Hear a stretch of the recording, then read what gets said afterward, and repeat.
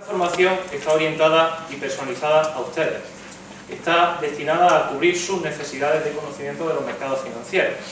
El problema que tienen los mercados financieros es que no se pueden resumir, lo vamos a intentar, pero no se pueden resumir en 3/4 de hora, no se pueden resumir en 1 hora, no se pueden quizá resumir ni siquiera en un día de comentarios y de explicaciones. Los mercados financieros, los productos y los activos financieros son una historia muy larga, ¿de acuerdo? Así que es probable que mi disertación, mi pequeña disertación, pues haga saltos en los cuales seguramente ustedes pues no entiendan o no comprendan completamente qué es lo que estoy diciendo o por qué lo estoy diciendo. Así que por favor les invito sin ningún problema a que participen también de esta formación. Bueno, aquí tienen un breve esquema de lo que vamos a ver en este periodo de tiempo. Vamos a hablar fundamentalmente de la decisión de inversión. Lo que vamos a hablar es de por qué se invierte. ¿Por qué se invierte y en qué se invierte? ¿Y para qué? ¿Vale? Tenemos una problemática que es la inversión y necesitamos darle solución desde el punto de vista de los mercados financieros. A continuación haremos un breve resumen de lo que son los mercados financieros y los activos financieros, los principales, no los podemos ver todos, por supuesto. Vamos a ver a continuación cuál es el objetivo en realidad de la inversión y qué hay que hacer para cumplir ese objetivo, que es la asignación de activos, y por último vamos a hablar de los fondos de inversión. Un activo financiero que me consta que a ustedes les va a sonar en las próximas fechas, les va a ser muy familiar. Bueno, sin más dilación, voy a comenzar por la decisión de inversión. ¿Por qué se invierte? ¿Por qué las empresas? ¿Por qué los individuales? ¿Por qué invierten? ¿Por qué invierten los agentes económicos en general?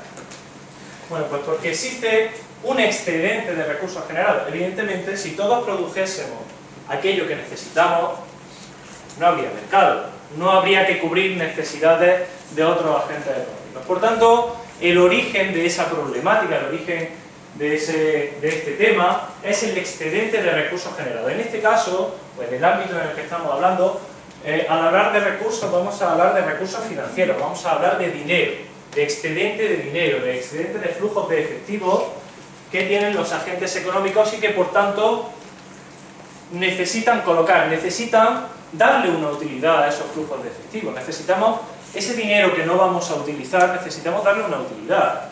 Como bien dice ahí, necesitamos darle un rendimiento. Necesitamos que, ya que se va a utilizar, ya que lo vamos a prestar, que nos sirva para obtener un rendimiento a cambio. El problema, por supuesto, es yo tengo un excedente de recursos, quiero obtener una rentabilidad, ¿dónde lo sigo? Ese es realmente el problema. ¿A quién se lo presto yo para que me dé una cierta rentabilidad, un cierto rendimiento? Bueno, pues fundamentalmente lo podemos dedicar, ese dinero, ese excedente, nosotros o las empresas, lo podemos destinar fundamentalmente a 4 familias de activos, aunque ahora como comentaré, podrían ser más, pero fundamentalmente el excedente de recursos se pueden asignar a activos inmobiliarios, ese sector tan denostado en los últimos años en nuestro país. Se pueden destinar también a activos de colección, se pueden por supuesto destinar a activos financieros y se puede destinar a materias primas y divisas. Esas son las 4 familias fundamentales de activos a los cuales se puede destinar el exceso de recursos. Quizá podríamos añadir 2 más, que no están aquí contemplados porque su rendimiento no es tan claro, pero sí podríamos añadir, por ejemplo, bueno, pues si yo tengo un excedente de recursos y tengo una necesidad de formación, puedo dedicar mis recursos a formación. De hecho, es una rentabilidad que no se ve a corto plazo, pero que a largo plazo es indudable que la formación crea valor para aquella persona que la recibe.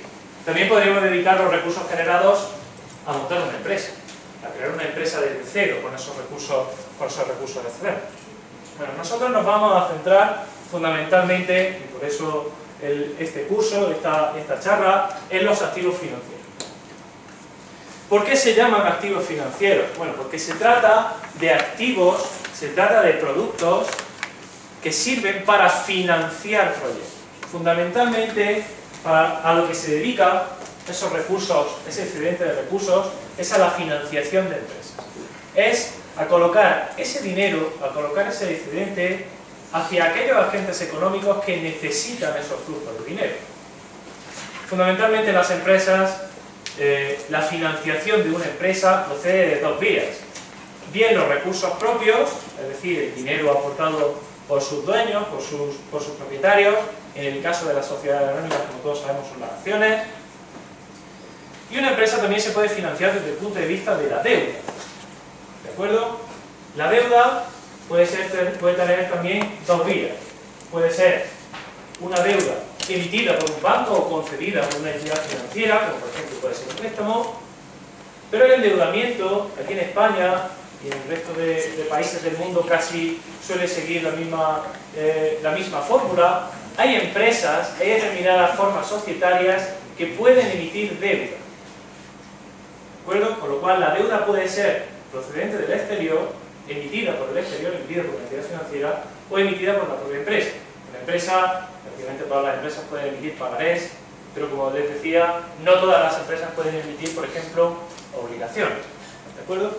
Bueno, pues esas son fundamentalmente las vías de financiación de una empresa y consecuentemente son también las vías en las cuales se pueden producir, se pueden generar activos financieros, esos activos financieros que van a generar una rentabilidad. Por tanto, en la mayoría de ocasiones, no en todas evidentemente, pero en la mayoría de ocasiones, cuando se está realizando una inversión en un activo financiero, esto es importante saberlo, cuando se está realizando una inversión en un activo financiero estamos financiando el proyecto. ¿De acuerdo? Antes quiero definirles qué es el sistema financiero. No les voy a aburrir con definiciones, no les voy a aburrir con tesis, con hipótesis. Lo que sí les quiero remarcar esta definición porque me parece fundamental los tres términos que contiene esta definición. El sistema financiero en general es el conjunto de mediadores, es el conjunto de intermediarios que existe o que están entre los ahorradores y los inversores, entre los que tienen un excedente de recursos y los que tienen un déficit de recursos. La finalidad del sistema financiero es ofrecer a esos ahorradores, a esos agentes con superávit, ofrecer unas condiciones satisfactorias, y aquí viene lo importante, de seguridad, liquidez y rendimiento. Cuando se realiza una inversión financiera, hay que cumplir o hay que tener en cuenta estos tres factores. Volveré sobre ellos a continuación, pero quiero que los tengan en mente. Seguridad de la inversión, liquidez de la inversión y rendimiento que va a generar esa inversión. Así que el sistema financiero pues sirve para que el ahorro se canalice a través de ese propio sistema y que pueda ser ofrecido a esos demandantes de recursos. Esos demandantes de recursos, esas empresas o esos particulares, a los cuales también hay que ofrecerle esa financiación de la forma en que ellos necesitan, en forma de cantidad, de plazo y de precio. ¿De acuerdo? El sistema financiero lo que hace es adaptar las necesidades de los ahorradores con las necesidades financieras de las empresas. ¿Vale? Bueno, fundamentalmente ahí tienen a continuación el esquema. Tenemos las unidades con superávit, las unidades con exceso de recursos y las unidades con déficit de recursos. Aquí tenemos los agentes ahorradores y los agentes inversores. Hay dos formas de que se pongan de acuerdo los agentes ahorradores y los agentes inversores, y es de forma directa.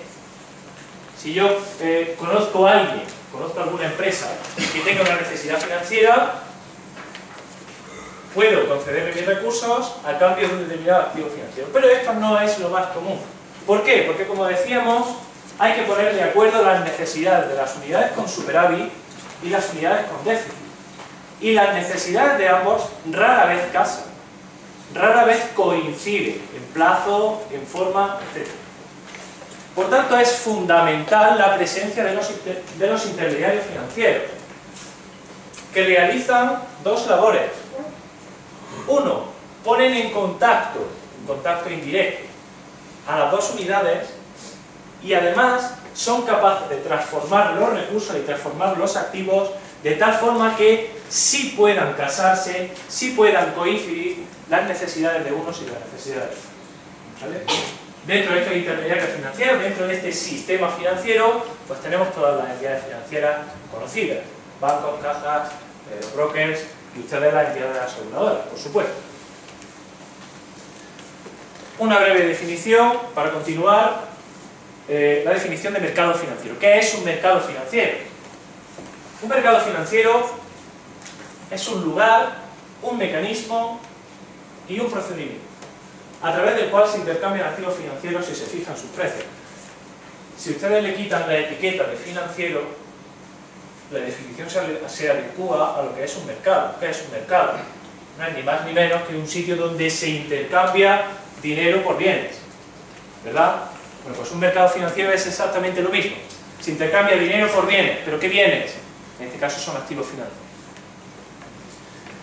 Bueno, vuelvo un poco a esa parte de la definición, la cual les decía que son importantes tanto el rendimiento como la seguridad como la liquidez de una inversión.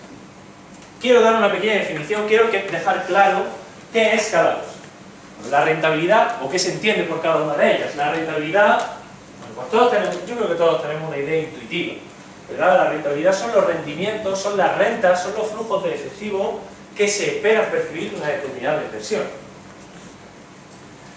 El riesgo es la variabilidad en la distribución de los posibles resultados. Fíjense aquí que no se incluye normalmente en los mercados financieros, no se incluye ninguna connotación negativa al riesgo. Curioso, ¿verdad? Porque todos tenemos la intuición de esa actividad es muy arriesgada, como que tiene mucho peligro, es algo malo, tiene una connotación negativa. Bueno, en los mercados financieros el riesgo es solamente la variabilidad de los posibles resultados. Si la variabilidad es muy grande o es muy pequeña, ¿vale? Porque siempre que hay un riesgo hay una oportunidad, ¿verdad?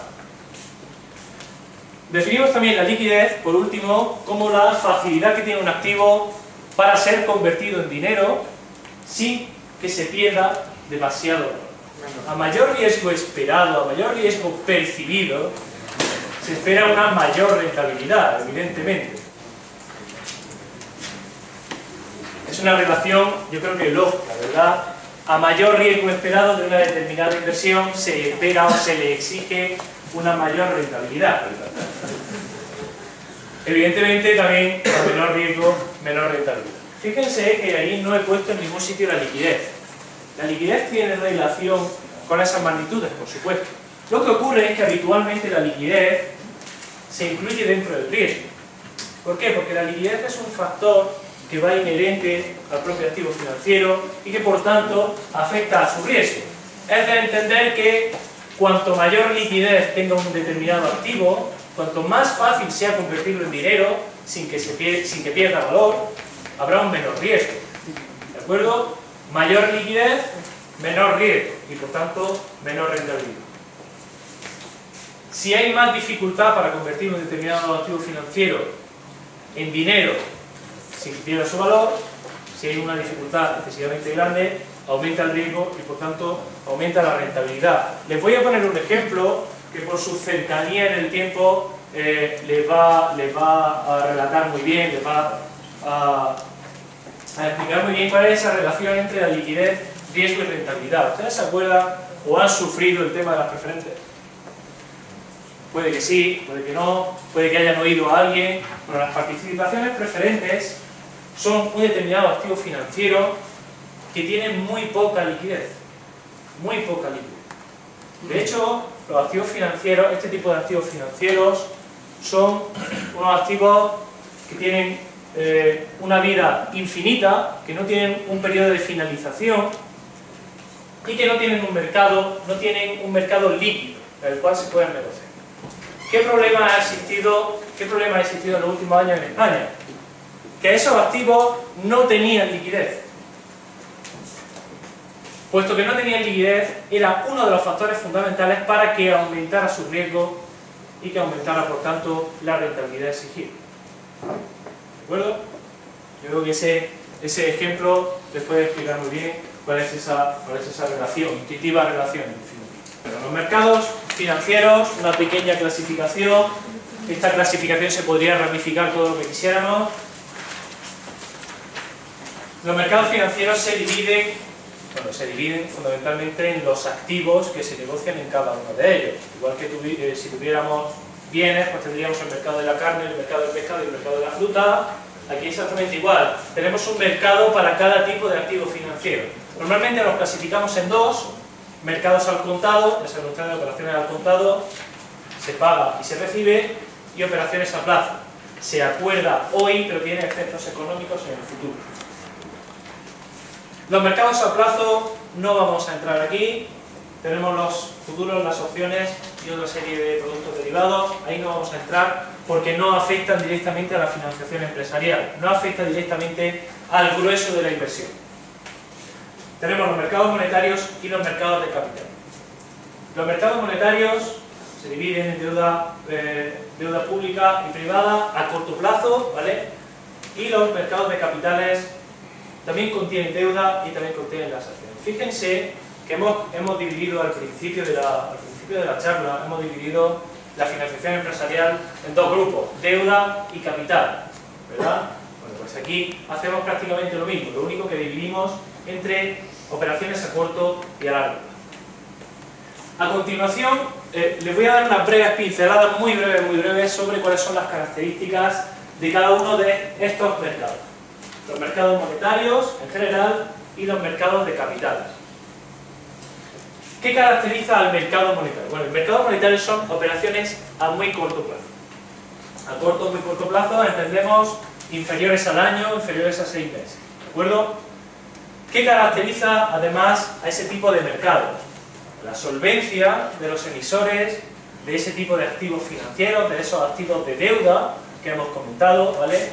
Deuda pública o deuda privada. Esos emisores suelen ser emisores institucionales y por tanto su solvencia es muy alta. Normalmente los participantes de los mercados monetarios son las entidades financieras, fundamentalmente.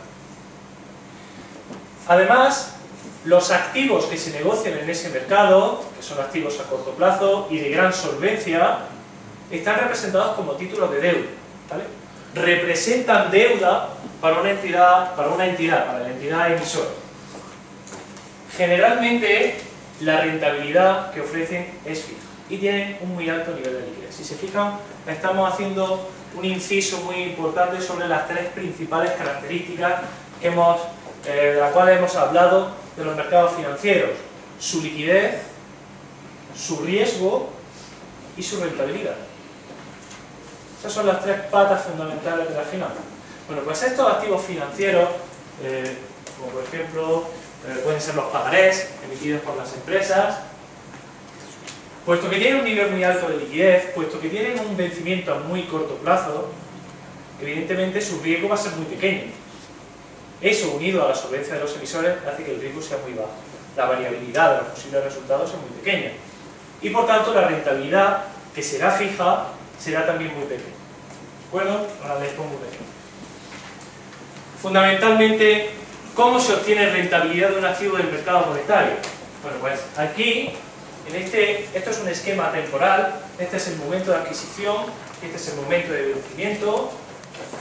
La rentabilidad de un activo de este tipo procede de la diferencia, fundamentalmente de la diferencia entre el precio de compra y el valor nominal, es decir, su valor a vencimiento. ¿De acuerdo? El precio de compra y valor nominal a vencimiento, o si se vende antes, precio de compra y precio de venta. ¿De acuerdo? No hay ningún otro flujo de efectivo intermedio que proporcione rentabilidad a este tipo de activos. Solamente precio de compra y amortización o precio de venta. Ejemplos de este tipo de activos del mercado monetario. Pues, como emisión de deuda pública, tenemos las letras del Tesoro, emitidas por el Estado español, y como ejemplo de activos del mercado corporativo, del mercado de renta fija corporativa, tenemos los pagarés de empresas. En ambos casos son títulos de deuda, es decir, aquella persona que adquiere un título de este tipo adquiere el papel de acreedor de una determinada empresa, o del emisor, en este caso, de los activos. Ahí tienen las características de estos activos como ejemplo que les sirva para que vean un poco cómo se tratan este tipo de activos. Simplemente vuelvo a recalcar las características de este tipo de activos. Un riesgo muy bajo en el caso de las letras del tesoro, en el caso de los emisores públicos, el riesgo es muy bajo por la solvencia, por la supuesta solvencia del emisor, a no ser que nos llamemos Grecia o a no ser que nos llamemos España hace unos años. La liquidez es también muy alta en ambos tipos de activos, precisamente por eso, porque son activos a muy corto plazo, y por tanto la rentabilidad como consecuencia de estas características es también muy baja o baja. Puesto que son títulos de deuda, y ahora haré inciso sobre ello, es muy importante la solvencia del emisor. Es muy importante el rating crediticio del emisor. ¿De acuerdo? Quédense con esa idea porque voy a volver sobre ella cuando veamos justo ahora el mercado de capitales. En general, el mercado de capitales, ¿vale? Paso del esquema del mercado monetario, paso al segundo gran grupo, que es el mercado de capitales. Aquí el vencimiento de los activos ya es más largo. Tenemos medio y largo plazo, es decir, a partir de un año en adelante es el vencimiento de esos activos. La solvencia de los emisores tiene que ser también alta, pero ya no es necesario que sea excesivamente alta. Ya no tienen que ser emisores de máxima calidad crediticia como suele ser en el mercado monetario. La calificación puede ser un poquito más baja. Tiene que ser alta, pero no es necesario que sea tan alta. Los activos que se negocian en los mercados de capitales ya tenemos dos grupos. Ya o bien representan deuda para el emisor o bien forman parte de su capital. Y aquí la diferencia es fundamental. No es lo mismo ser acreedor de una empresa que ser propietario de una empresa. ¿Cierto? Por tanto, tendremos dos tipos de activos negociados. Deuda y acciones. La rentabilidad aquí se puede pactar, en el caso de algunos títulos de deuda y en el caso de los títulos de acciones suele variar. Por eso a la deuda se le denomina habitualmente renta fija porque sabemos habitualmente cuál va a ser la rentabilidad, y a las acciones, pues renta variable porque compramos la acción de una empresa y quién sabe lo que vamos a recibir en el futuro. Esos activos también están en mercados organizados y por tanto tienen un alto nivel de liquidez.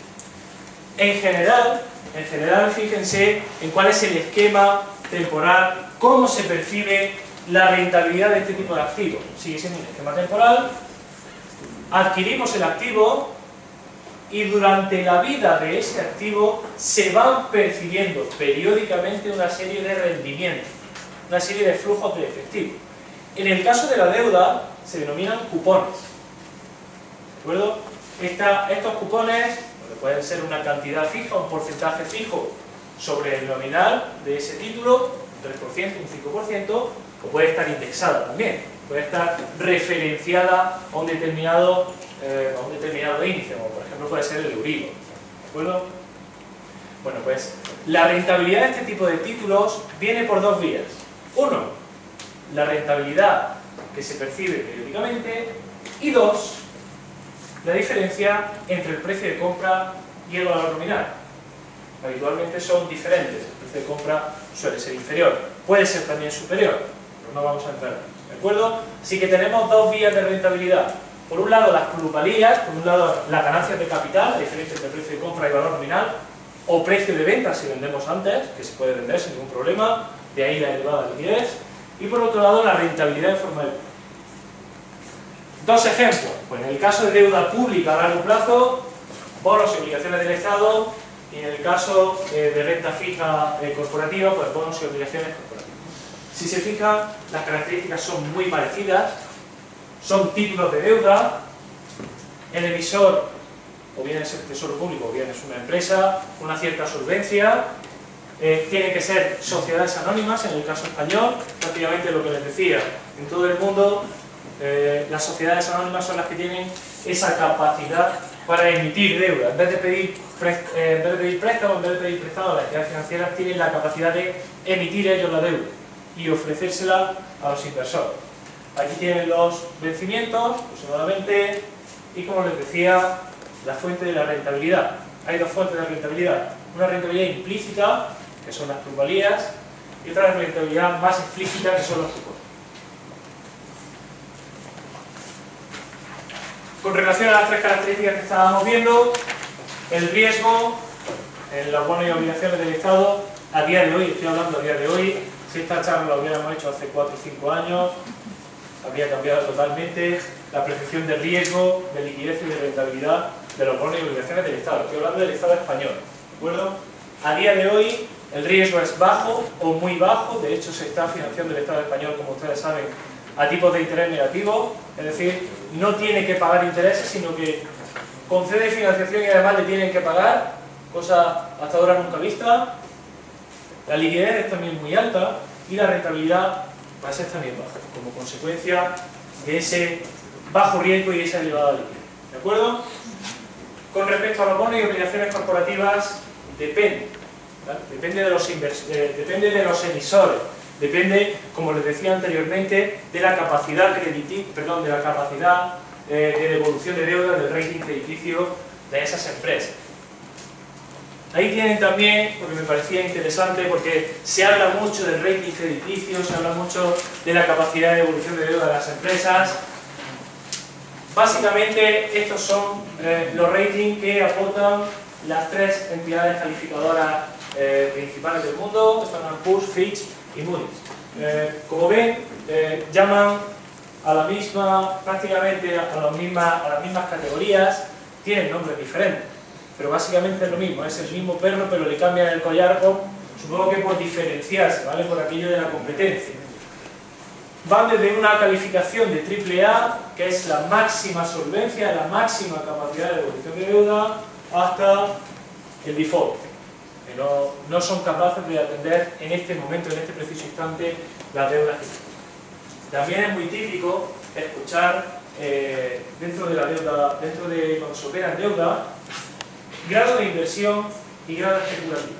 Si ustedes escuchan esos términos, cuando se hable de renta fija, cuando se hable de emisiones de deuda con grado de inversión, significa deudas de entidades que son solventes. Con mayor o menor grado de solvencia, pero son entidades solventes al final. El grado especulativo, pues aquí entraría, por ejemplo, como les decía, la deuda libre. ¿Vale? Es una deuda que aporta cupones, que aporta rentabilidad, que aporta valor a vencimiento, pero que no sabemos si nos van a devolver el dinero que hemos pedido prestado. De ahí el problema. Fíjense ustedes la semejanza de las acciones, o del esquema de las acciones, con el esquema de la renta fija. Al final, la forma de rentabilidad, la fuente de rentabilidad de las acciones, de las participaciones en el capital de una empresa, básicamente lo mismo. Tenemos el precio de compra, tenemos la adquisición de esas acciones, tenemos una percepción periódica de unos dividendos y tenemos un precio de venta, porque como ya saben ustedes, las acciones no tienen fecha de caducidad y por tanto podemos tener acciones de una determinada empresa hasta que la empresa quiebra, hasta que la empresa desaparezca. Por tanto, la rentabilidad vuelve a venir de dos vías. Bien las plusvalías, como diferencia entre el precio de venta y el precio de compra, y bien también los dividendos. ¿Cuál es el problema o cuál es la dificultad que conllevan las acciones? Bueno, pues que sabemos el precio al cual compramos, pero no sabemos el precio al cual vamos a vender. De hecho, podemos saber el dividendo que va a repartir la empresa como parte de su beneficio que reparte. Podemos saber el dividendo para este año, pero no sabemos el de los próximos años. Porque no conocemos, ni siquiera la empresa misma conoce cuáles serán sus beneficios en los años posteriores. Bueno, fundamentalmente, pues aquí tienen las características de las acciones. Me voy directamente al riesgo, a la liquidez y a la rentabilidad. Riesgo medio o alto, según el emisor de esas acciones, según el propietario. La liquidez es alta porque existen mercados a lo largo de todo el mundo en los cuales se permite negociar acciones nacionales, y la rentabilidad también es media.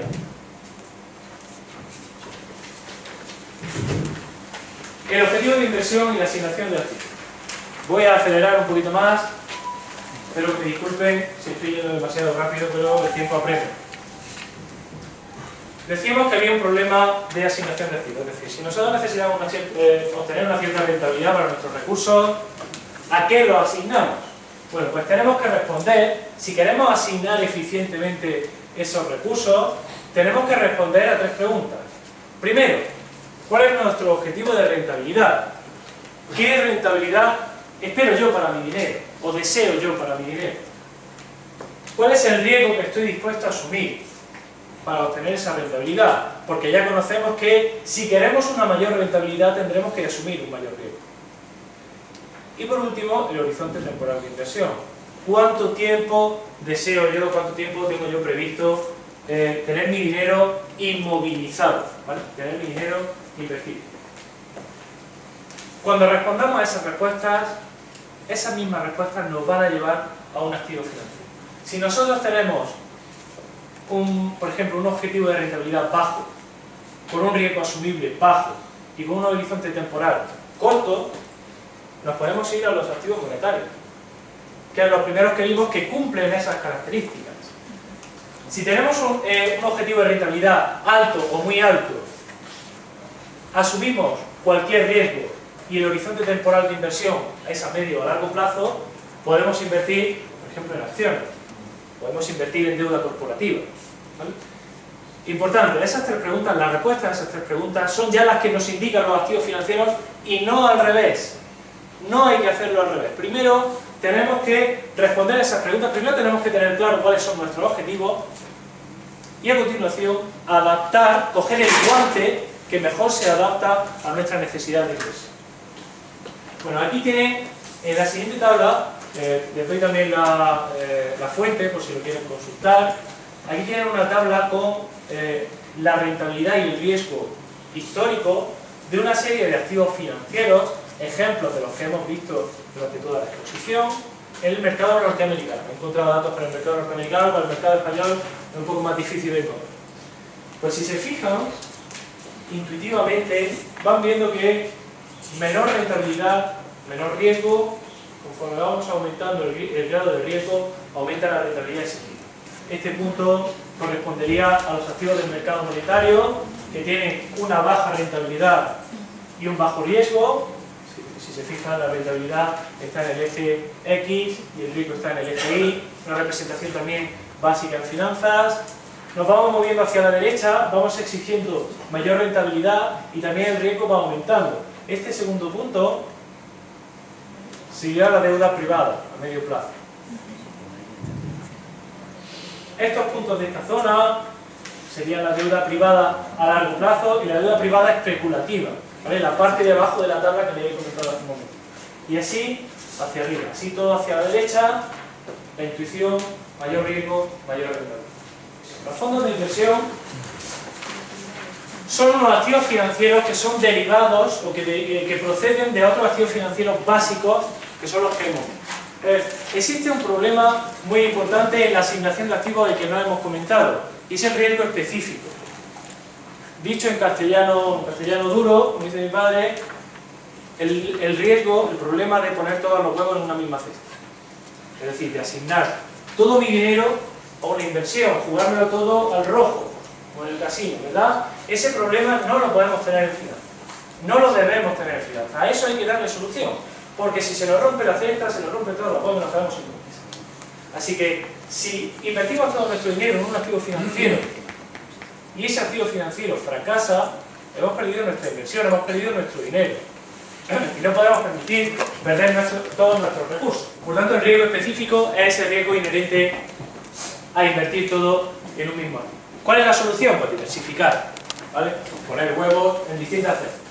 La diversificación autónoma se trata de que nosotros mismos asignemos diferentes flujos de efectivo a diferentes activos financieros de los que hemos visto, ¿vale? Pues un 40% lo meto en deuda corporativa, un 30% lo meto en acciones, etc. La asignación la podemos hacer nosotros mismos. O la diversificación lo puede hacer otro. La diversificación lo pueden realizar los fondos de inversión. ¿Qué es un fondo de inversión? Un fondo de inversión no es ni más ni menos que un patrimonio conjunto, una cantidad de dinero conjunta que una entidad financiera se encarga de invertir en determinados activos financieros, en las proporciones que estime oportunas, en las proporciones que estipule. Ese fondo de inversión es un patrimonio. La fortuna que tiene, la característica positiva que tienen los fondos de inversión es que yo puedo comprar una participación, una pequeña porción de ese fondo de inversión y ya estoy diversificado. Solamente estoy comprando un activo financiero, solamente estoy comprando un producto, pero estoy comprando una gran variedad, un gran porcentaje de activos diferentes. Por ejemplo, un fondo de inversión, bueno, les voy a poner un ejemplo, antes, ¿cómo funciona básicamente un fondo de inversión? Bueno, pues aquí está la parte importante, la entidad gestora. Es decir, esa entidad que acumula ese patrimonio, que atesora ese patrimonio y que es la que decide en qué activos va a invertir, en qué activos de los que hemos visto va a invertir y cómo los va a repartir, porque ya hemos visto que la proporción es muy importante. Administra fondos y gestiona las participaciones. ¿De dónde viene ese dinero? Pues, por supuesto, como decíamos, de aquellos excedentes, de aquellas personas, de aquellas entidades con excedentes de flujos de efectivo, llamados partícipes. Todo aquel que compra una parte, una participación de un fondo de inversión se convierte en un partícipe. ¿Y cómo se ponen de acuerdo? ¿Cómo se transmite ese dinero, ese flujo de efectivo y esa participación de un lado hacia otro? Bueno, pues a través de la entidad comercializadora, a través de los bancos, a través de las entidades aseguradoras, que son las que comercializan ese tipo de productos. Y por último tenemos una entidad depositaria, que normalmente puede ser otro banco, puede ser el mismo, que es la que se encarga de custodiar, la que se encarga del depósito de esos activos que se han adquirido. Bueno, ahí tiene una clasificación muy larga de cuáles son los diferentes fondos, los tipos de fondos que existen fundamentalmente, sobre todo aquí en España. En función de cuál sea la proporción de inversión, pues tendremos fondos monetarios y de renta fija, pues ya se imaginarán ustedes que invierten todo el dinero disponible en activos monetarios y en activos de renta fija, en deuda. Fondos mixtos que van repartiendo, que tienen una parte en renta variable, una parte en acciones y una parte en renta fija. Fondos de renta variable donde hay una parte muy grande de renta variable. Fondos garantizados y fondos especializados. Fondos totalmente personalizados en función de los activos que se desean adquirir, en función de las características de esos activos y de la rentabilidad, de los objetivos de rentabilidad y de... Por mi parte, disculpen la velocidad.